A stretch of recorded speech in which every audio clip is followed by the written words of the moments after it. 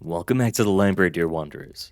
Today we're heading back to Library Wing 1, the Hidden Nest, back to the First Oaks shelf where we'll pick up the first work we see. This one comes from the Duke Gathers series and was brought to the library by Claus the Closet. Now without further ado, Rebate and Resentment at Backdoor, SoHo. Excuse me, sir, what is the purpose of this? The tall guard in front of me asked after consulting someone through the microphone on her ear. She was holding a glass jar with a bunch of flies inside labeled as crystalline blue flies. Although the insects looked like normal green bottle flies, these small arthropods, alongside a few packets of cigars that I was obligated to throw in the bin, were the only items she had confiscated from me while searching for any illegal or dangerous item in my equipment. And it was obvious by her tone that I would need to answer if I wanted to enter the auction. Just a snack. Carter and his buddies allow snacks brought from home at their events, right? The guard lowered her black sunglasses so her emerald eyes could analyze better the content of it. And also me. Whether she was angry or confused, I couldn't tell. You eat flies? She asked again. An annoyed look formed on my face. You tell me. The lady gave me a final inspection with her gaze, focusing on my peculiar eyes, trying to discover a lie in them, but it was useless. She listened to the jargon that came through her ear mic for a few more minutes, just to end up throwing the jar back into my hands.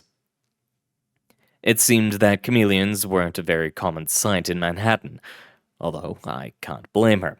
For an event like this, one can never be careful enough, especially with a dozen monkeys running on a typewriter all over Backdoor SoHo wanting to capture an event like this one.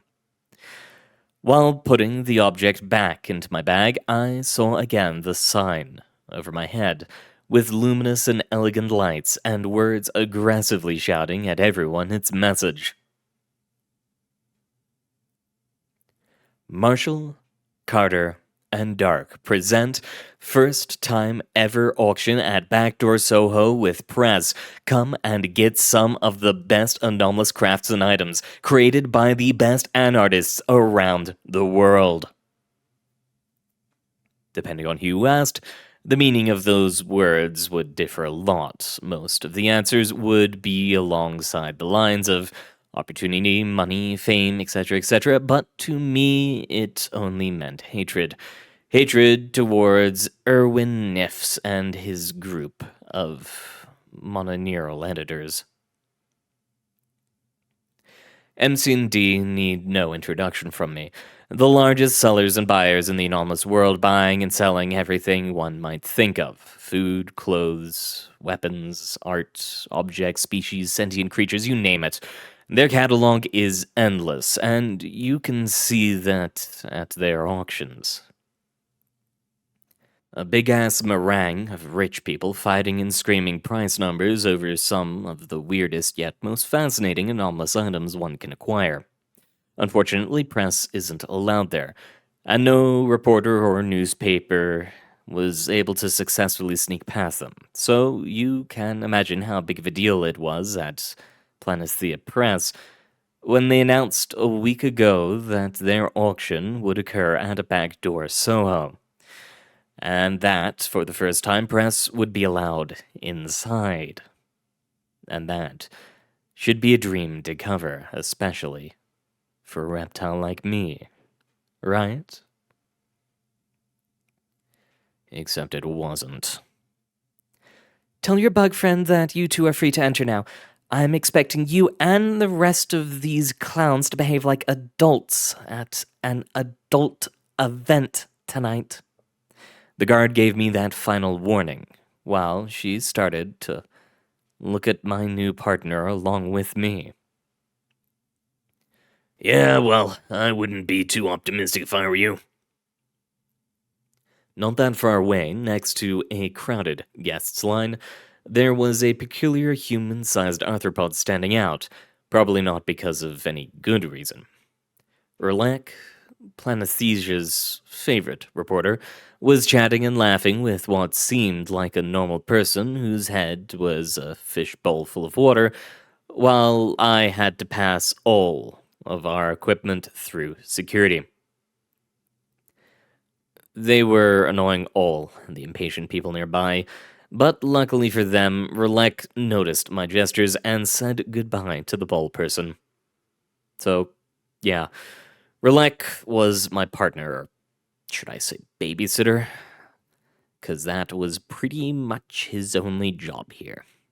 To make sure I won't write anything that would piss Nifs and all his stupid editors fucks off.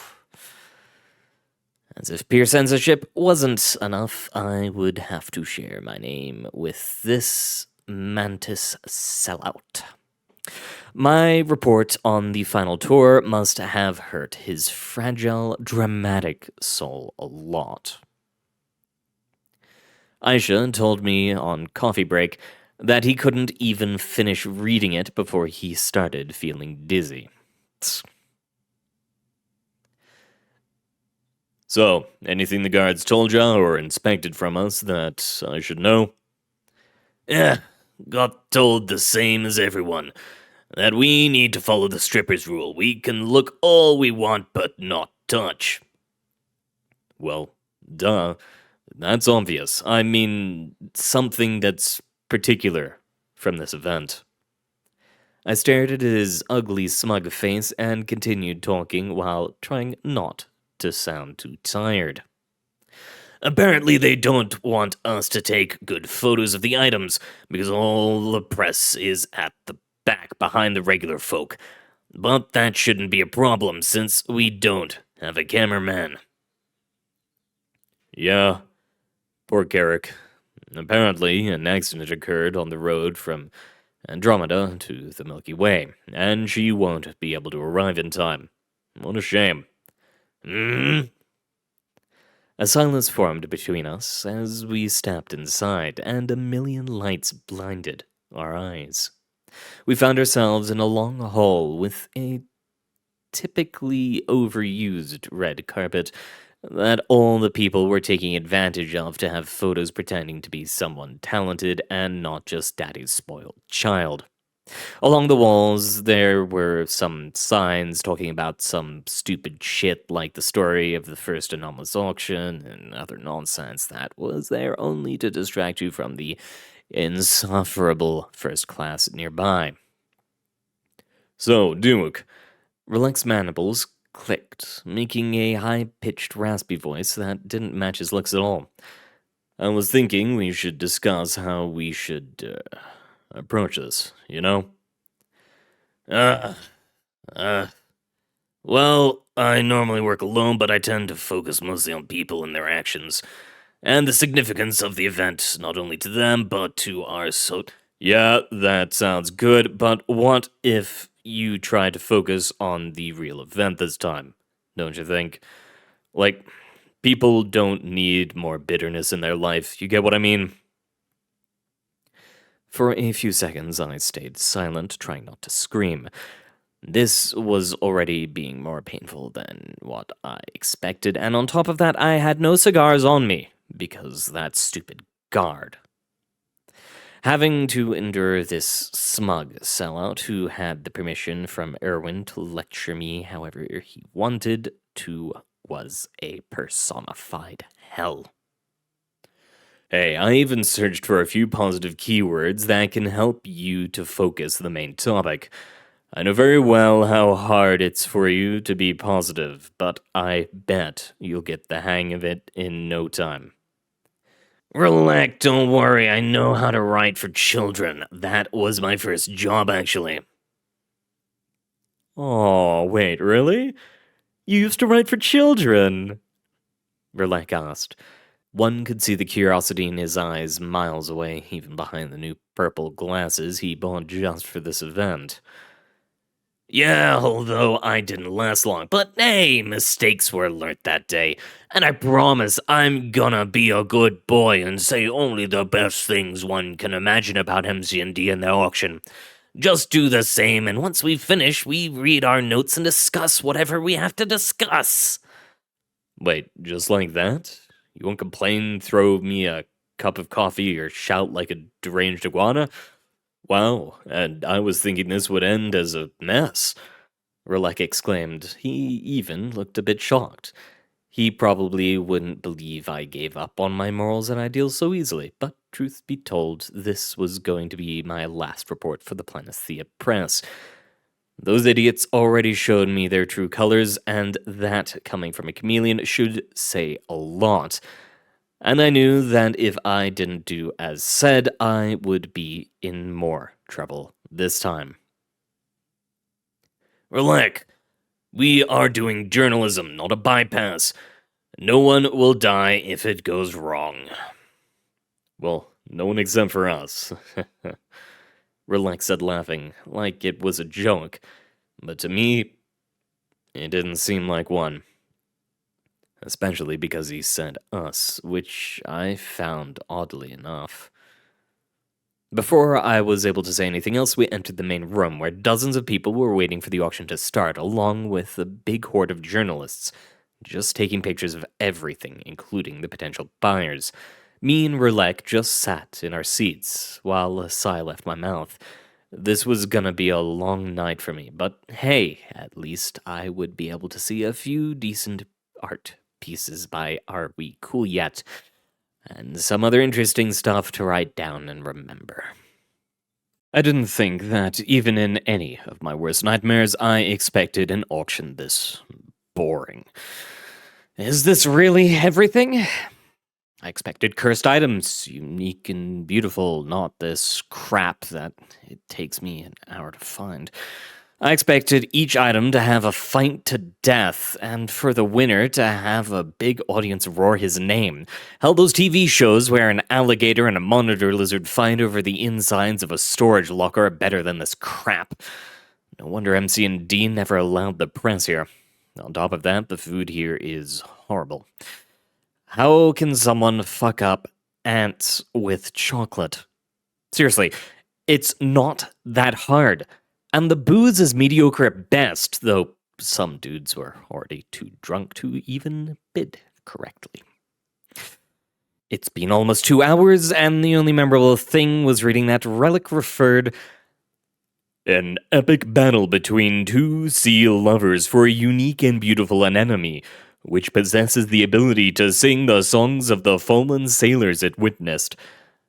To a bid between an Australian teen with a giant mohawk and a shirt saying "Keep calm and admire the sea," and an Italian man with a name that rivaled the opposite mohawk in size who had his shirt saying "Keep calm and admire the ocean." All of that only to pay $400,000 for a horrible dark brown anemone whose singing sounds like a drunk man trying to imitate the sea shanties of his older father. Trust me, it sounded exactly like that. I looked back at Relic's notes, and I was impressed by how many words he was able to pull out of such a pile of shit. And also jealous. Jealous of how he was able to write what he wanted freely, even if what he wanted to write was only optimistic, superficial bullshit. I envied it, because I would never be able to write something like that and be able to sleep at night. And Planethea Press and many other journals praised that. Cheap clickbait titles with colors and stock images, but with a happy ending. Meaning the future generations of journalism would fall again and again into the maws of superficialism and lies and wanting to sell, instead of informing that affected journalism since its birth. I looked to my left and recognized in a corner behind all the press who still continued to take photos and to interview the winners of the items a group of faces that seemed familiar. I doubted my brain for a few seconds, but then I remembered. At the hall, while Relek chatted my approximations for ears off, I saw their photos. They were the anartists of most of the items here. They were quite a large and diverse group. I didn't manage to read their name, unfortunately, but for some reason I stayed watching them. They didn't seem happy to me at the time. All of the attention wasn't even on their artworks, their projects. It was on the rich assholes who bought it and had no idea about art and the meaning of the pieces, and on the stupid presenter who has some of the worst jokes I've ever heard. And hell, who tells you that they even wanted this?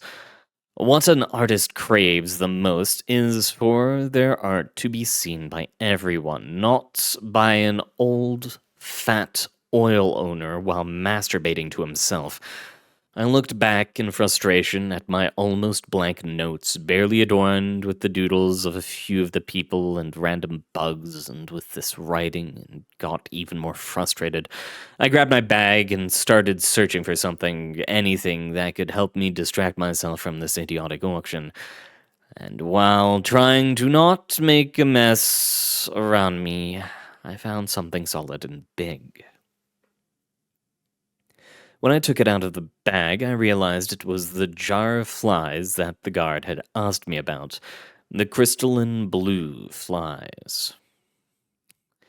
I didn't remember back at the entrance where I obtained them, but now I did. It was some emo midget in the library who exchanged them for some books in an odd ritualistic language. Apparently, they come from another universe and have the peculiarity of releasing a toxin when a predator bites them. That toxin, to most creatures, can generate extreme pain and nausea, so it is advised to never eat them. But according to that midget, something different happened with reptiles. If a reptile ingested the toxin, they would start seeing everything differently and better. Which was the worst description for a drug I ever heard.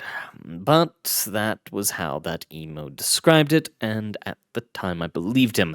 But it seems that I had left the flies inside the bag and never touched it since then. I looked at the flies and felt my tongue moving impatiently. So I opened the jar and emptied all the stunned flies into my stomach. That little dude was right. These were no ordinary flies. They were tastier, unlike most common houseflies, and their internal juices had a nice bittersweet flavor, so the kid had scammed me. But at least these were good candies. Suddenly, I felt like I was slightly poked inside myself, which gave me a cold chill. Suddenly, I started noticing the light, and all the particles briefly appeared through it in the air. They looked weird, almost incomprehensible, and they were making a weird sound. Why are you changing colors, Duke? The particles' mandibles clicked, making a high-pitched, raspy voice, which didn't match their looks at all. I looked at my arm, and it was true. It was going from blue to green to blue to red to yellow, and many more colors I couldn't control. It's just a chameleon thing, relax. No one's gonna die over it. Duke, who are you talking with? Relax suddenly said, putting one of his grasping forelegs on my right shoulder to make me notice him. I blinked very fast, only to be greeted with a gray wall of cement. Sorry, Relax. But I couldn't finish the phrase, because once I turned to my right, I saw like a dozen Berlegs scattered across the room, each one with a scar and glasses of a particular color. What? Didn't you say it's normal for chameleons to change colors? The purple glasses Relect asked me. Yeah, but I... It's okay. We need to continue writing about the auction now, though. Look at you, he exclaimed while grabbing my blank notes. You haven't written a single word, while all of us have been writing non-stop. Just before I could defend myself, he interrupted me again. Don't worry, you'll be in charge of writing about the artists, since they're like us. Relek said, laughing like it was a joke, but to me it didn't seem like one. Especially because he said us, which I found oddly enough. What do you mean they're like us? Well, duh, it's pretty obvious. They are artists like us, imprisoned here by some stupid bureaucrat who only wants to sell and not inform. Just look at them, he said, pointing his foreleg at them. Don't they look like us? But when I looked at them, I saw nothing like that. And they didn't look like before. They looked well-dressed, wealthy, happy, laughing at each number the crowd shouted in the distant bid war. There was over something I can't remember. But I knew it was something they had crafted, something not decent but mediocre at best. They weren't real. Artists. MC&D didn't make them sell their stuff. They wanted to. They knew they would make thousands of dollars, and that you only needed the sources and the contracts to make something valuable to the clueless first class. Unlike me, that I'm here being babysitted, being censored, and being paid shit. I was going to reply back to Relek, but he was nowhere to be seen. Actually, it seemed like I was back at the big salon from the auction, this time with even more people from all races. And now, prepare yourself, folks, because the biggest item in the auction is coming! The voice of the presenter exclaimed, while the public cheered. That voice sounded so familiar. It sounded like it was from Erwin Nifs, I muttered, while Mr. Nifs winked at me with one of his 3 eyes and then continued his monologue. This item is actually a weapon crafted by the talented and artist we have the pleasure to have here, Mariana. The crowd started applauding vigorously, while the artist at Nifs pointed, thanked everybody. A M1860 Colt's Army pistol from the Civil War, looking brand new. But it's not a normal gun, no. This gun, whoever uses it to kill someone, will gain all the memories of their victim forever. A splendid piece, without a doubt. Nif said, while unveiling the gun to everyone, and a notorious ovation was heard. Meanwhile, all the press, the cameraman, and the reporters were busy taking pictures of it. After watching that shit show, I was frustrated. Actually, no, I was angry. It felt like a mockery towards me. They only wanted money and to ridicule me, but I wasn't going to sit without doing nothing. If the fake artists wanted money and the rich people wanted to spend all of it, then I'll make sure they do it. Okay, the bid will start at $600,000. Any bid? 1 million! I shouted, making all the crowd gasp and then be completely silent, looking at me. All the cameras stopped, and even Nifs stopped talking. For a moment, it seemed that no one would say anything until 1.1 million! Someone from the crowd shouted, and another followed by raising it to 1.2 million. Soon, all the room was shouting bids, including myself. I was the one bidding the most. I loved seeing how the faces of those rich kids went down when I bid a number higher than theirs. I loved it. It's what they deserved. It was like I said before. A meringue of people just fighting and shouting numbers. But soon only two of us remained, me and a guy I knew very well, Fishbowl Dude. Well, ladies and gentlemen, only two remain, and it seems that Mr. Vaso will be buying this magnificent item at $2.5 million. Sold in 3, 2, and sold in 3 million. I shouted, and again I made the crowd silent. Fishbowl Dude, aka Mr. Vaso, looked at me with an angry gaze. He was almost savoring victory, only for me to remove it from his lips, but I knew he was gonna make a final bid. Well, ladies and gentlemen, Mr. Gathers has just put 3 million on the table. Will anyone be able to beat those? I knew someone, and I was looking at him, and he was looking at me. Sold in 3.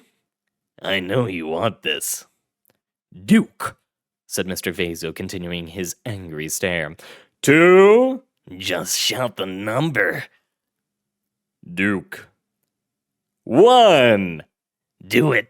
Do it. Do it. Duke, shouted Relek. Sold! Congratulations to Duke Gathers for buying the magnificent M1860 pistol. The presenter, who was no longer Nifs, shouted, while a crowd not as big as before applauded and looked at me. I blinked my eyes, trying to understand the situation. It felt like I had just woken up, but I never even closed my eyes. I had a horrible migraine, and I was still trying to understand everything. Did I buy that stupid pistol? I asked Relek, who was back again next to me, while I put my hand on my head due to the pain. Yeah, duh. Didn't think you had the money, though. Nor that you also liked anomalous guns. Come off to the auction finishes to the backstage, Mr. Duke, to pay the sum of $3 million to Marshall Carter and Dark, the presenter exclaimed while the round of applause continued. My migraine stopped and I realized what I just did. I looked at everyone, thinking maybe this was an effect of the toxin, but I knew very well it wasn't. Relek, please tell me you have that type of money. Me? Yeah, sure, man. Just wait for my land yacht to come drop by, he said jokingly, but when he realized I wasn't laughing, the smile on his mandibles disappeared. Wait, don't tell me you don't have the money. With a reporter's salary? Fat chance! And there we have it. I believe a part previous to continued on page 13, which we had read before. An absolutely wonderful story that I'm happy to have read one of the parts that came before it of it. We're going to keep reading stuff out of order, because by God, is the library out of order. But yes, thank you very much for coming, dear wanderers. It has been an honor reading for you.